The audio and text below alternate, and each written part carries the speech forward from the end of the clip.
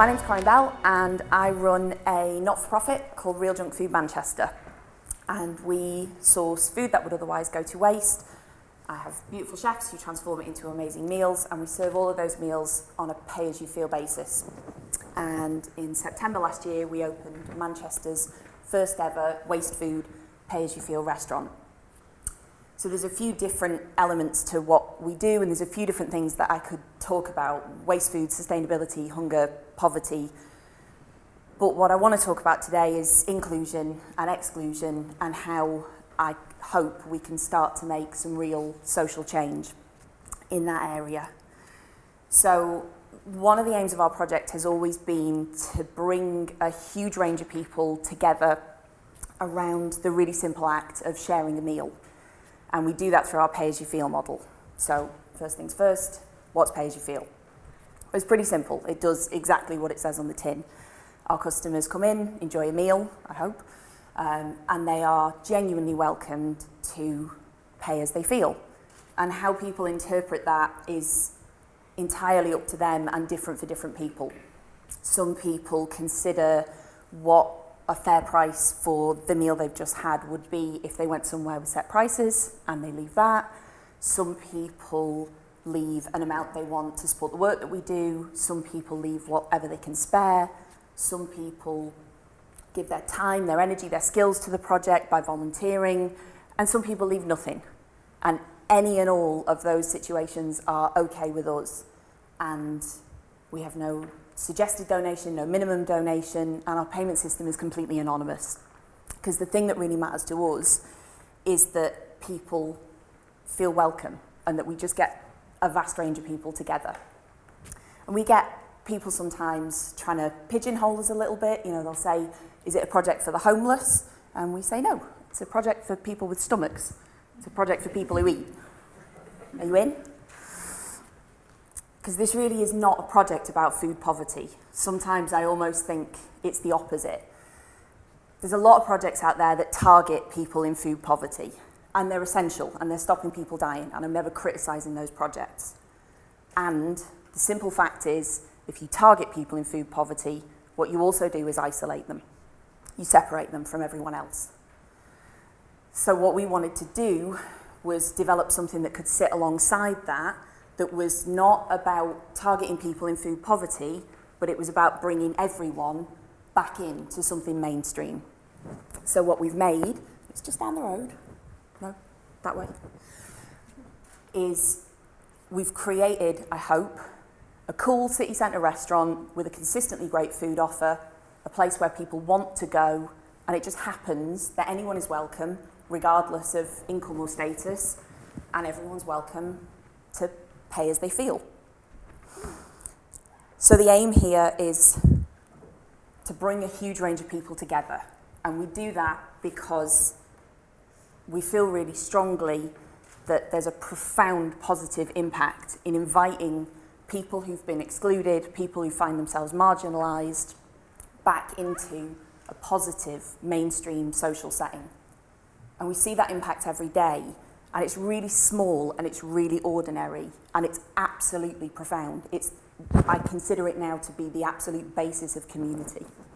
It's the impact of having a warm welcome, the impact of being given a menu, choice, the impact of being given proper cutlery, of being given a porcelain cup rather than a paper cup. It's the impact of having a really normal social experience where you're not a service user, and it's not about your need or your issue. It's just a really ordinary, really positive social experience that I'm guessing most of us get to have every day. And at a certain point when your income drops, and we are talking about money, that kind of social experience stops for you. You're priced out of it. But not with us. So since about 2008, 2009, when our economy went a bit nuts, technical term, there's been a really significant rise in the use of food banks. Food banks were never meant to be a long-term solution. It's called emergency provision for a reason. And we're talking about nearly a decade now, and there are more and more people that are more and more reliant on food banks. And what's happened without any of us really thinking about it is we've created this quite dangerous two-tier system. We've got cafes and restaurants for people who've got money, and we've got projects for people without. If you've got money, you go where you want, you buy what you want, you eat what you want. And if you haven't got money, you get sent somewhere different and you get what you're given. Or at the very best, your options are severely limited. And the long-term implications of that on your physical, nutritional health, psychological health and well-being, culturally, socially, the long-term implications of getting sent somewhere separate and getting what you're given are huge. And they're hugely negative. So we want to try and bring everybody back in, bring everyone back together. And part of that process is about trying to work out what do the boundaries have to be, what do the social rules have to be, so that the widest range of people possible can come together and exist in a space and be as comfortable with each other as they possibly can. What's the boundary, what's the difference between people just being diverse, and antisocial behaviour? And it's genuinely not as simple as you might think. And it's involved our team having a really hard look at ourselves. You know, what are our boundaries, what are our social rules, what are our judgments, what are our values? And it's always going to be a work in progress. I think that's right, I think it has to be. Partly because people continue to surprise us, both in amazing ways and, well, people continue to surprise us. So we're trying to work out what's this community code. And one of the things that we found that's really helpful to us, that kind of levels things, is something that I really want to talk about. So we have a really diverse range of people come to us, and we have behaviours crop up every day that are, let's say, tricky. And when certain behaviours crop up, one of the things we found that really levels it is to say to ourselves, okay, what would the response to that behaviour be if that behaviour was exhibited by a white, middle-class, middle-aged man in a suit? And that became our little mantra. The restaurant had been open about 3 months, and we were told by our landlord that there'd been some complaints about our operation. And one of those complaints was that there were gangs of homeless people blocking the pavement and smoking, and that had been labelled antisocial behaviour. So we go out to the front of the restaurant, look down the street, and there are indeed, there's 3 guys who you would say were pretty obviously street homeless. And they're standing in the street, and they're smoking, and they're chatting loudly. And about 100 yards from them, there are 3 middle-aged, middle-class men in suits smoking and chatting quite loudly. But the only complaint that we'd received was about the guys who were homeless. So here's what we know, and it's not rocket science. People who are disadvantaged, people who are street homeless, people who've become marginalised, their behaviour is judged more harshly. Their behaviour is more likely to be judged as antisocial behaviour. People who are disadvantaged suffer more disadvantage. And round and round and round we go. And how do you even begin to level that? How do you even start to dig yourself out of that hole when you get to the stage where your presence on the street, your existence essentially, has been classified as antisocial behaviour?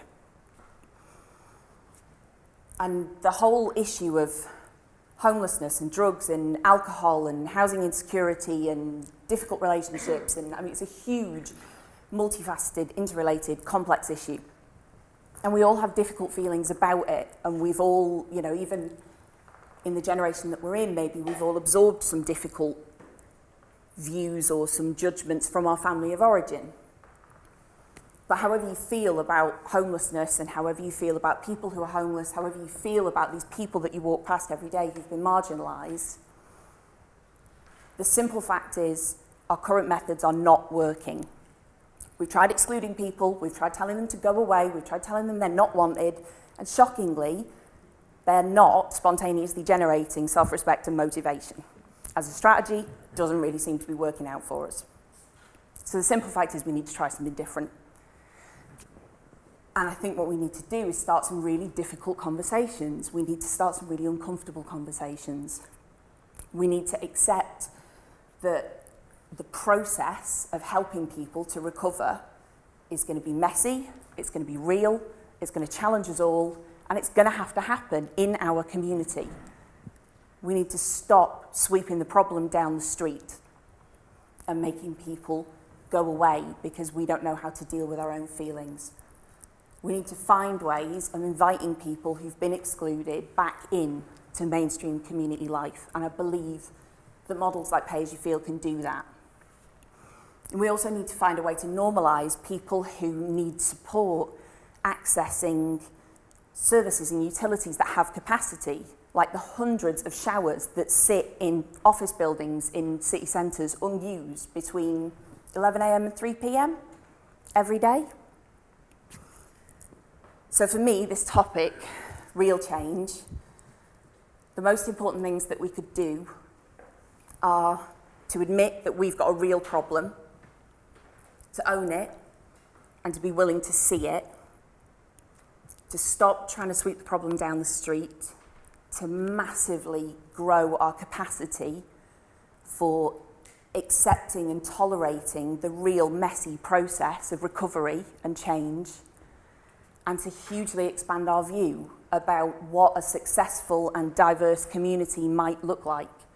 Because from my point of view, it could be a hell of a lot more interesting than you think it is. Thank you.